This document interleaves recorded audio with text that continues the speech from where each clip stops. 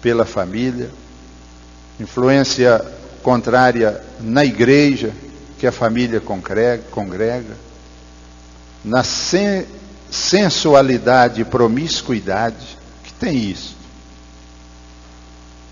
O que tem fazer isto, ou usar assim, ou ter isto?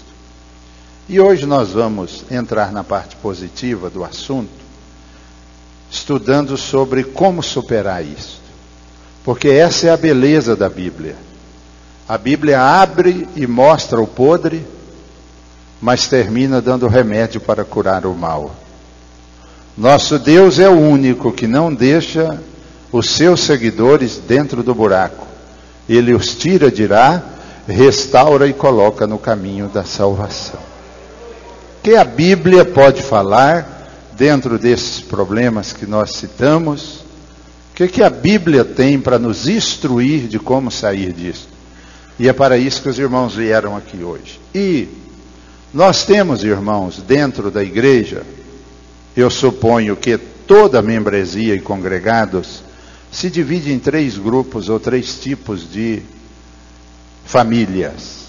Há aquelas famílias que estão extremamente bem estruturada, firme, dedicada. Há aquelas famílias que estão a caminho da deterioração. O lar, espiritualmente falando e moralmente, está ruindo. E nós temos famílias dentro da igreja hoje que já estão totalmente destruídas espiritualmente falando. Agora nós vamos ouvir a palavra de Deus, a Bíblia Sagrada. Primeiro, mantenha a família unida e protegida de influências externas. O Salmo 91, versículo 10 diz assim: nenhum mal te sucederá, nem praga alguma chegará à tua tenda. E quando eu preparei isto, eu lembrei de perguntar à igreja: os irmãos crêem nesse versículo para a sua casa? Diga assim comigo: em nome de Jesus. Uma vez que eu estou abrigado com a minha família debaixo do esconderijo do Altíssimo, nenhum mal sucederá, nem praga alguma chegará à tua tenda. Glória a Deus por isso. Irmãos, nós precisamos de nos definir.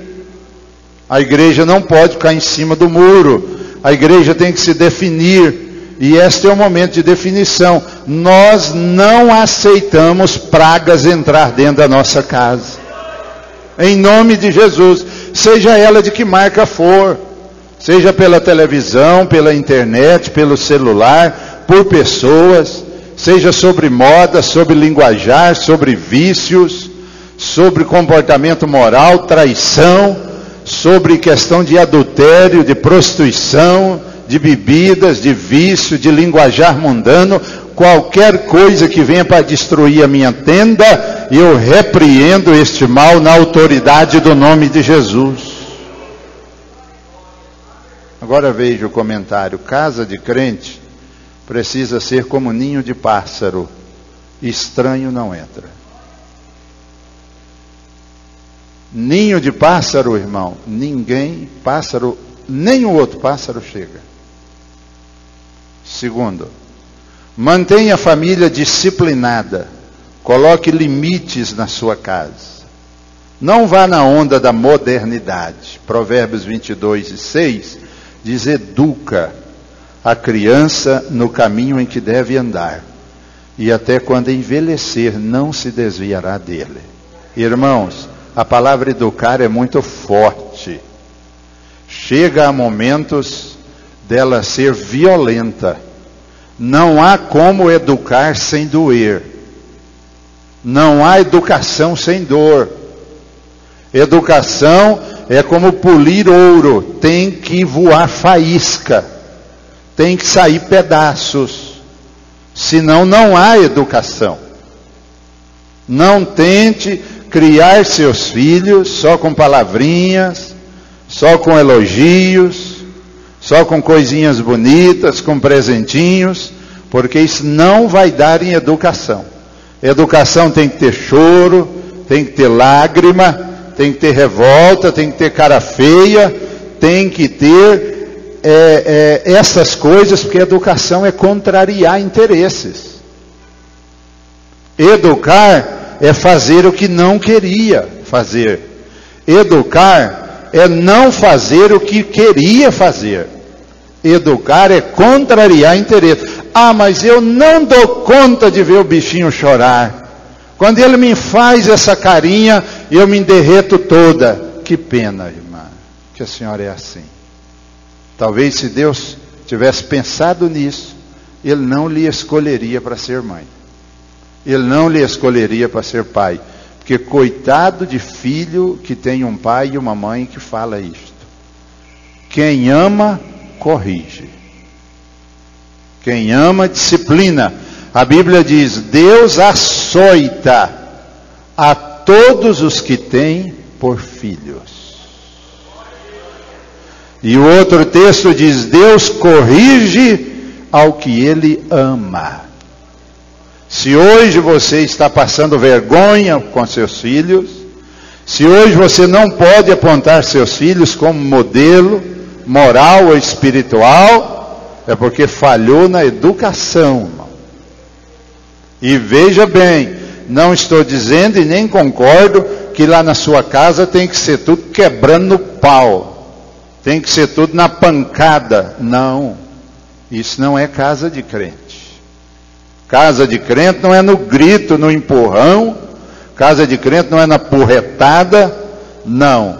Casa de crente é com educação dentro dos princípios da palavra de Deus. Terceiro, como superar esses problemas? Tenha foco definido para a sua família. Fale esta frase comigo, irmãos e irmãs.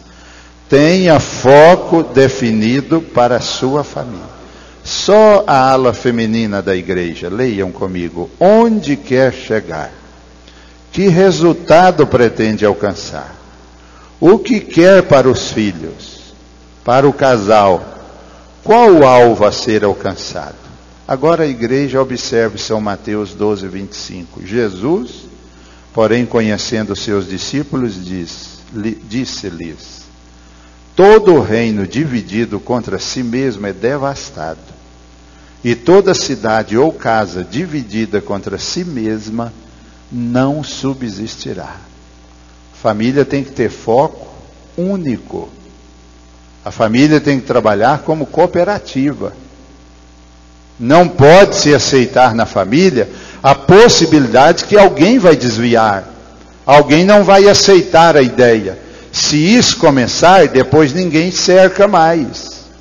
Há algumas falas de pai, irmãos, e de mãe, que é um estímulo ao contrário. O pai diz assim, enquanto você estiver debaixo do meu telhado, você tem que obedecer às minhas leis. O dia que você não quiser ser um crente direito, então sai da igreja. Mas não fica me dando trabalho ou fazendo vergonha, não. São palavras que estamos abrindo a porta. Outra coisa, ou você me obedece, ou some de casa e não volta nunca mais. São palavras que pai e mãe não falam. Porque isso é um convite. Família, irmãos, precisa ter focos juntos e desde pequeno. Eu já falei à igreja por umas 2 vezes, há uns 10 anos atrás, eu ouvi uma matéria no Globo Rural que me encantou. Uma equipe do Globo Rural foi a um país da Europa, me parece que não da Europa, não sei de que continente, não sei se a Áustria ou a Austrália, alguma coisa assim. E eles foram fazer uma matéria com um fazendeiro que trabalhava com a família e estava fazendo muito sucesso pela produção e o tipo de coisas que eles produziam, leite de alta qualidade, bezerros de puro sangue, uma série de coisas. A TV Globo, através da Embaixada do Brasil naquele país, com a autorização do governo, marcou uma matéria com aquela família na fazenda. E a televisão hospedou próximo na cidade e chegou na hora certa lá, ou uns minutos antes. E quando chegou, a casa estava fechada, os veículos estavam na garagem, e bateram na porta, não saiu ninguém. Eles ainda disseram na reportagem que pensavam que eles tinham esquecido do compromisso. Quando saiu um dos empregados, depois de muita insistência, e disse: olha, foi marcada uma reunião de família, a família está reunida, a reunião está prevista para durar 1h30, e vocês terão que ficar aqui fora aguardando até que a família termine a reunião. E a televisão mostrou isso como uma qualidade, uma característica muito bonita, quando eles colocaram a decisão que a família ia tomar e a importância da reunião em família como mais importante do que qualquer coisa. E para que isso dê certo, igreja, as coisas têm que começar do começo, com coisas que parecem sem sentido.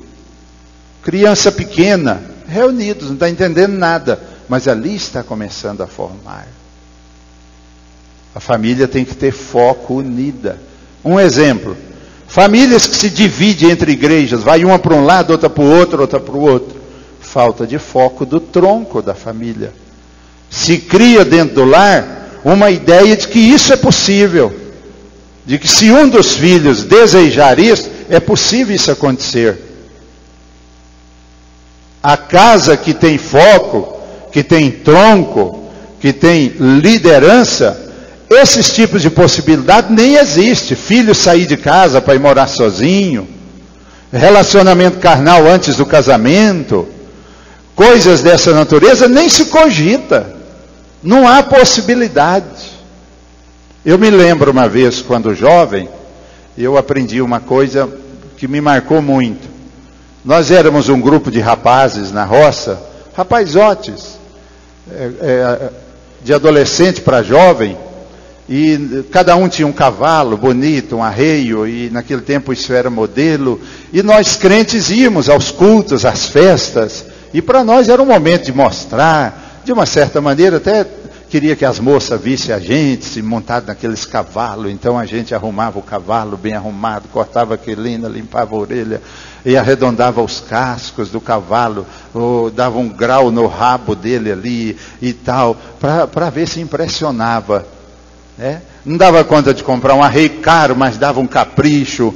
E aí nós fomos a um culto, e depois estava combinado que nós íamos dormir na casa de um daqueles rapazes que eram fazendeiros. Minha mãe e meu pai me autorizou, e eu fui. E o certo é que era para nós chegar na fazenda às 9 da noite. E nós chegamos umas 9h10, 9h15 mais ou menos. Estava tudo escuro, a porta estava fechada. Descemos dos animais, o rapaz, filho do dono, encostou na porta, viu que ela estava fechada, virou para nós e diz: nós temos que dormir no paiol hoje, porque nós estamos 15 minutos atrasados, papai e mamãe já entrou para dormir, e depois que eles entram para dormir, não se faz mais barulho, não chama mais. E nós fomos para o paiol. Foi a primeira vez que eu dormi em cima de um bacheiro de arreio. E eu fiquei impressionado com aquilo e pensei assim: mas por que ele não chamou, não gritou, não mexeu na porta? E depois eu fui entender aquilo, a educação daquele rapaz, que aquilo era tudo conversado em casa. No outro dia de manhã, quando nós acordamos, o rapaz dorme em qualquer lugar, quando nós acordamos já tinha uma mesona na varanda, com muitas quitandas, aqueles bules grandes de leite, café, aquelas coisas, e a mãe e o pai: mas por que vocês não chamaram? E ele disse: não, pai, mãe, não quisemos incomodar, mas dormimos bem, foi até bom nós ficar lá e tal. Mas meu filho, você está com visitas, podia ter chamado, batido na porta, a gente tinha acordado, quem sabe feito alguma coisa para vocês comer. E eu guardando aquilo comigo e pensando: vou pegar isso para mim. Que educação, que reverência aquele rapaz fazia aos pais, que respeito de não querer perturbar. E às vezes a gente pensa: se fosse hoje, como é que seria isso? Agora, por que aquele jovem era daquele jeito? Porque os pais o educou daquele jeito. Irmãos, entendam isso. Os filhos sempre terão o espaço que os pais derem. Como maridos também. O marido, se ele começar a preparar a esposa dele desde o namoro, o marido faz a esposa do jeito que ele quer. A esposa é adaptável. Por que vocês veem esposa que são caladinhas, educadas, humildes, submissas, não fala, reclama de nada e tal? Já tem outras que é destabocada e põe os podres da família tudo para fora, fala mal do marido, aquela coisa. É o estilo do cidadão.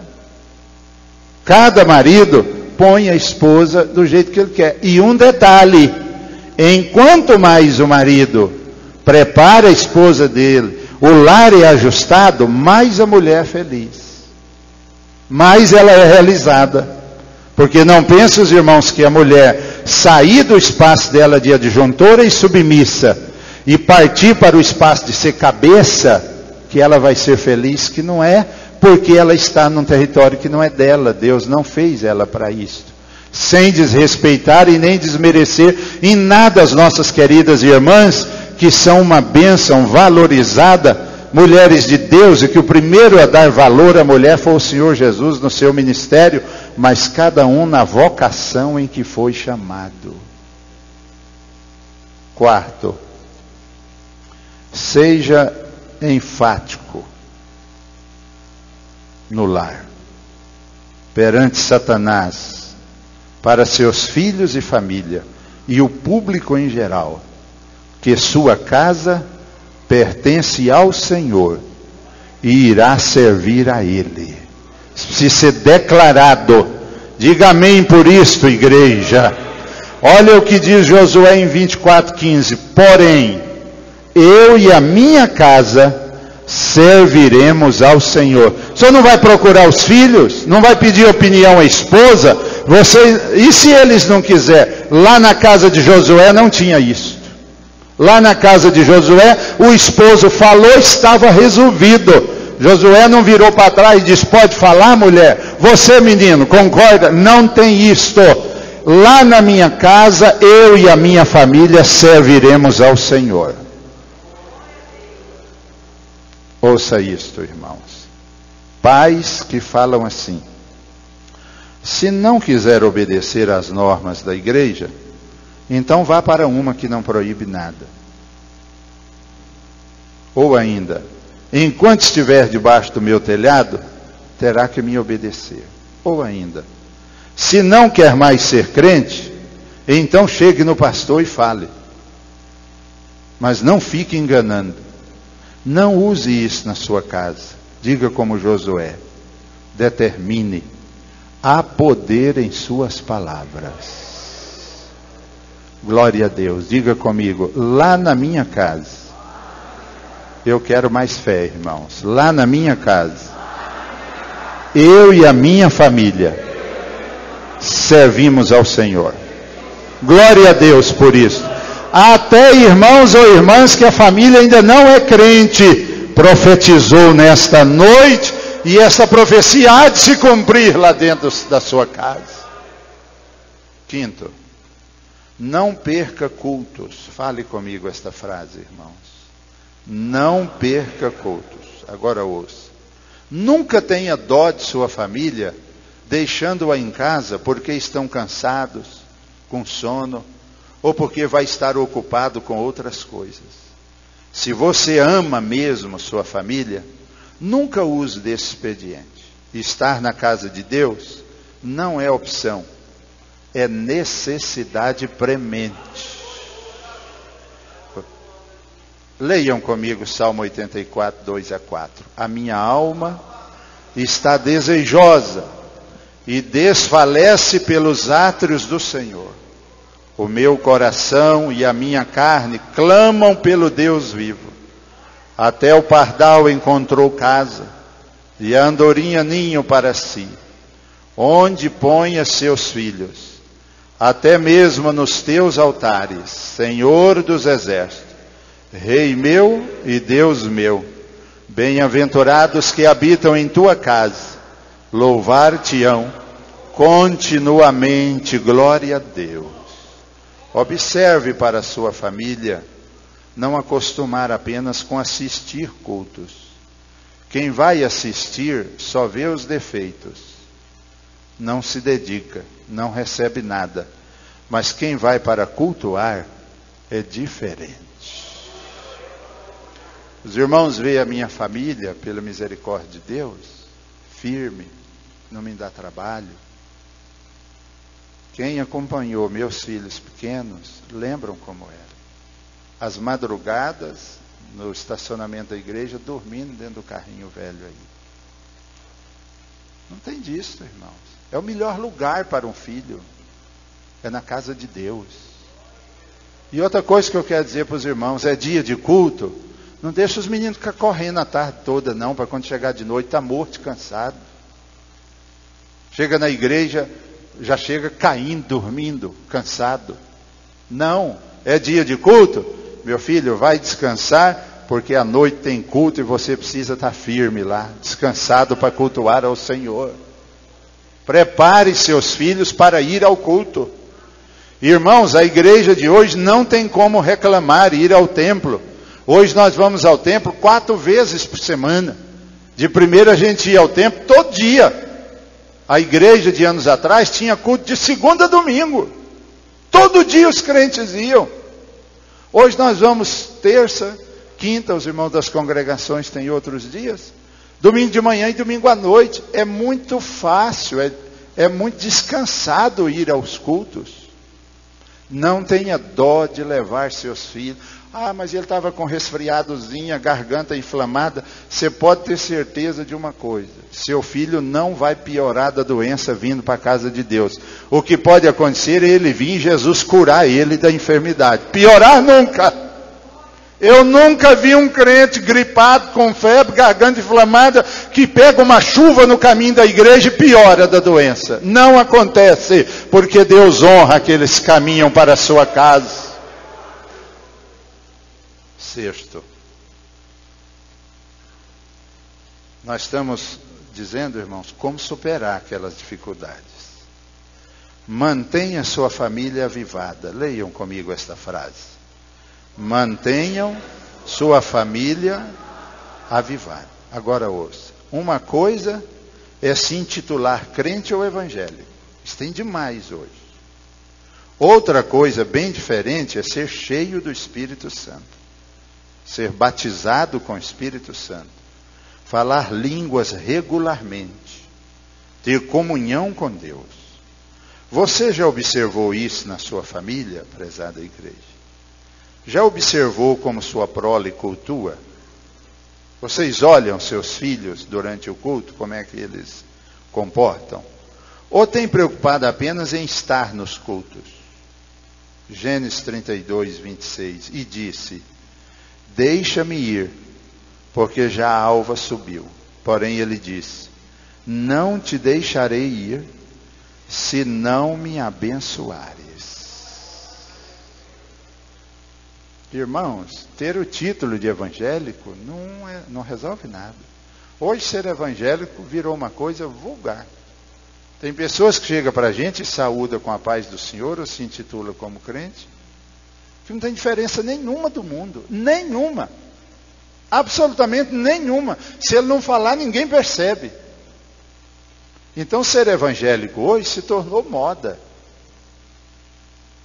Ser evangélico hoje ajuda. A pessoa falar que é evangélico hoje facilita. Agora, e comunhão com Deus?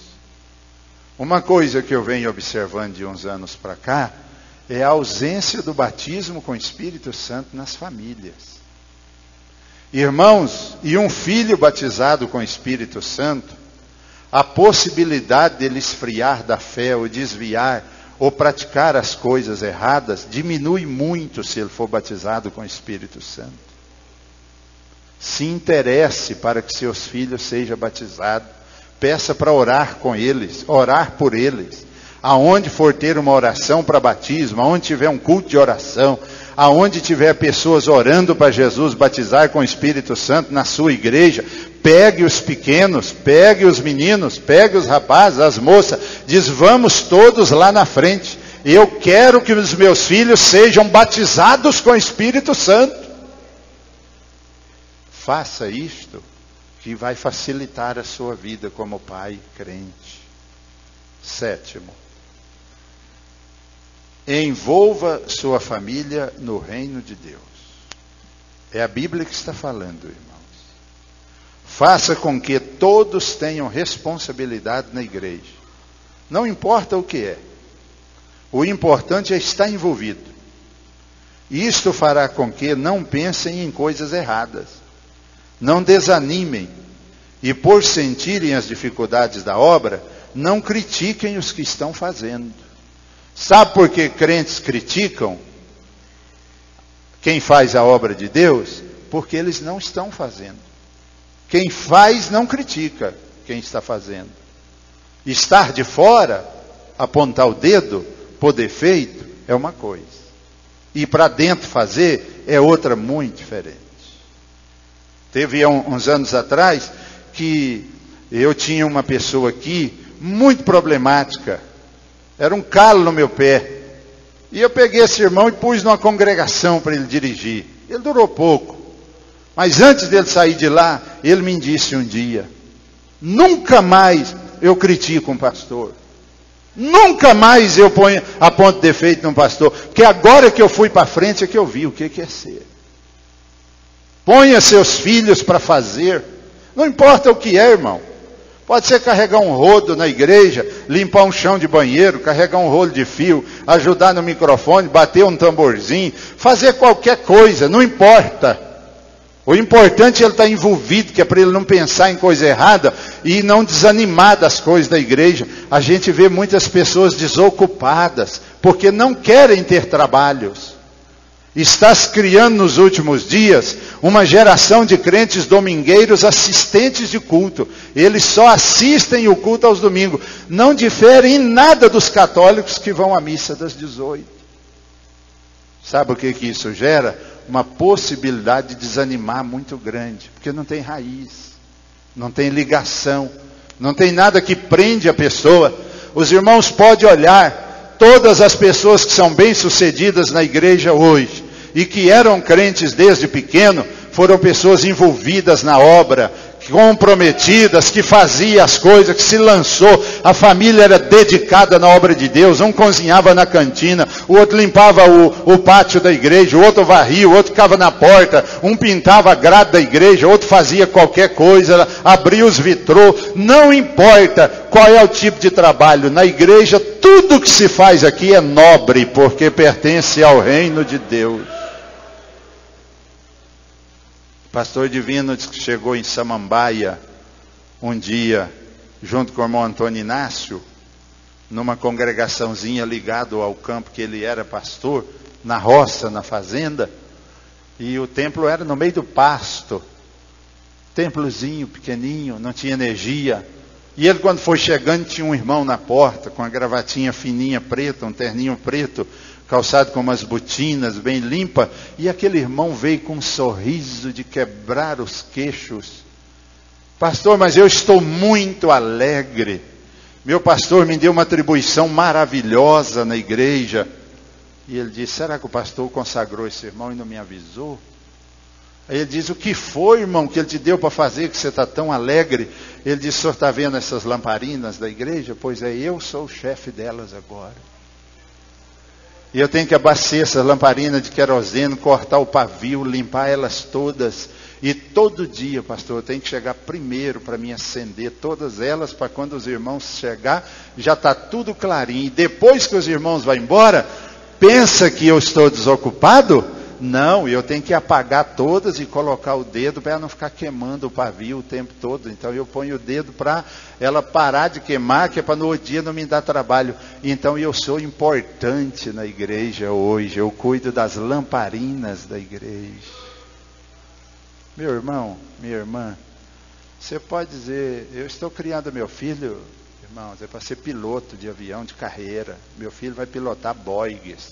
Amém. Estou preparando meu filho para ser juiz federal. Quero meu filho juiz, salário de 20 e tantos mil. Maravilha. Estou preparando meu filho para ser engenheiro, advogado. E já tem outros com mais fé, dizem: eu vou fazer do meu filho um médico. Uma médica. Está hoje em torno de 500 mil reais para formar um filho médico. Maravilha, irmão, isso tudo é bom.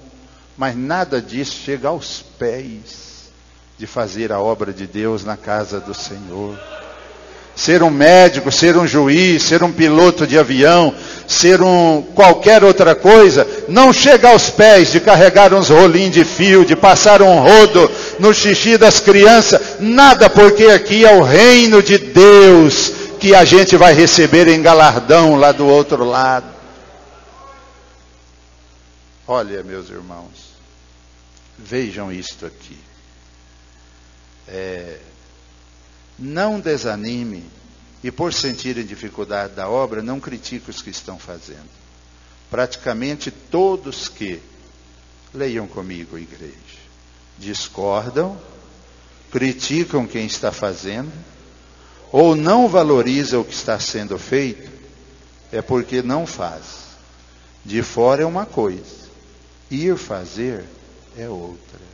Neemias 6,3 diz: e enviei-lhes mensageiro a dizer: faça uma grande obra, de modo que não poderei descer.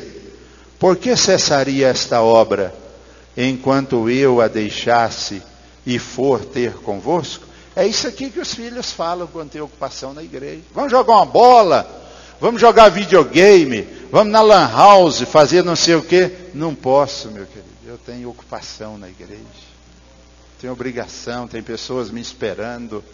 Pastor, confia em mim, eu tenho atribuição na obra de Deus. Ele não vai ter tempo, irmãos, para más companhias. Ele não vai ter tempo para ficar por aí chutando bola nas praças, criando confusão, a polícia chegando na sua porta para resolver problema. Não vai ter tempo. Ele vai estar afinando um instrumento, estudando alguma coisa, pesquisando uma lição da escola dominical, indo a uma livraria comprar um livro que ele precisa de ler para dar a aula domingo que vem na escola dominical.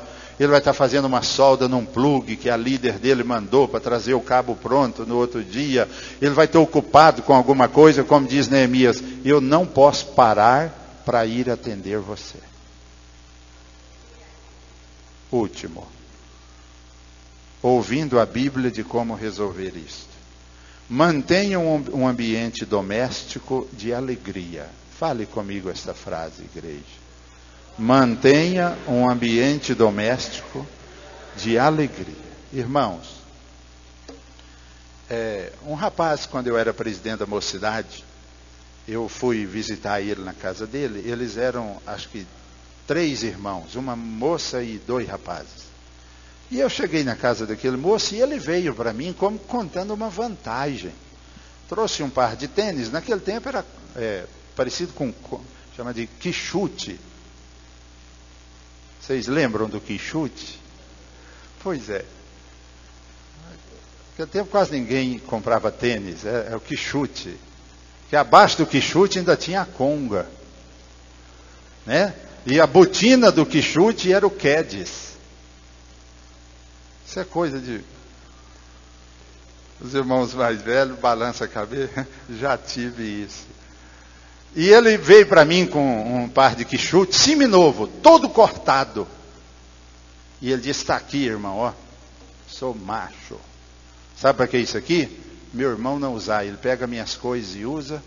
Para outros da igreja eu empresto, mas para o meu irmão não. Cortei todo, se eu não uso, então ele também não usa. Membro da igreja, crente. Agora os irmãos, imagine o ambiente desse vantagem.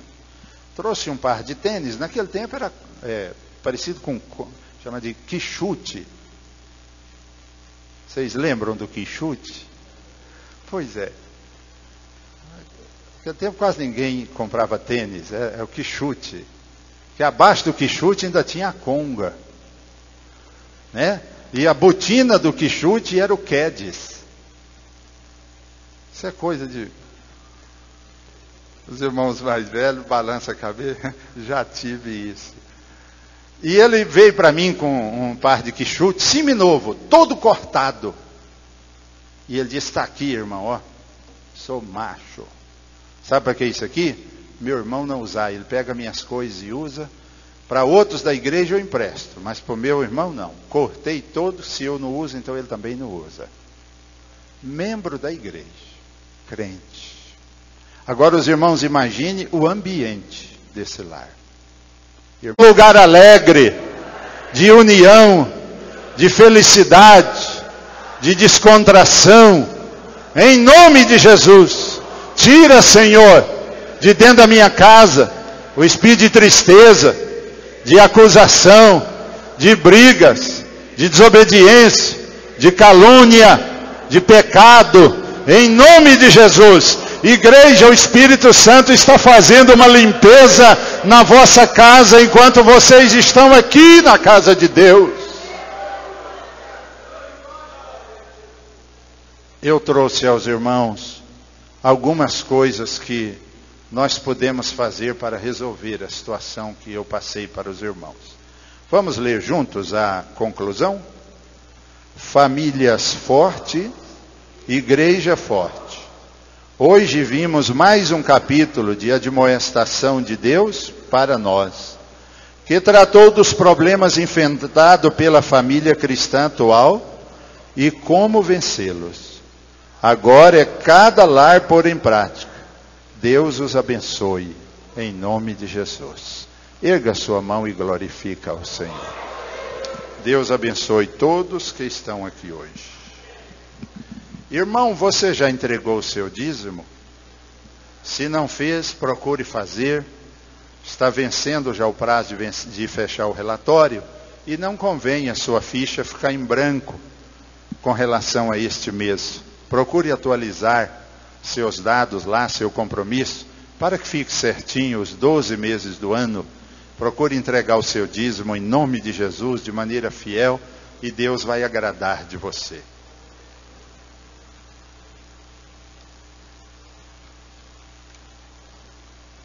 Vamos cantar um hino para nós escolher a oferta para a obra de Deus.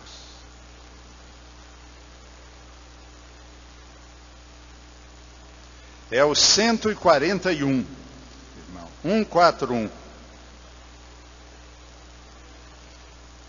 141.